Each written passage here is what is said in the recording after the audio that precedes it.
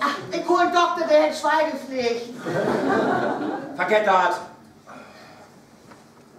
Ich will, Frau Dr. Schlonske, dem wohnt nebenan, interessiert sich überhaupt nicht für Football, sondern bloß für Schnaps. Den kennt ihr gar nicht. Ey, Matthäus, laber keinen besonderen Doktor an sich rumschmuten, du. Ja, say Doktor. Du treibst hier? Nee. Nee. Ich hol Frau Dr. Schlonske. Okay? Na, der Doktor.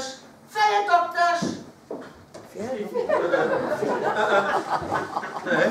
Nee. Nee. Ja, moin. Ja, hallo. Ja. Die Kunde ist da. Ja, aber die kann mir der Zögen nicht wiesen. Die poltert mit seiner Frau das Sofa und ist nicht scheu.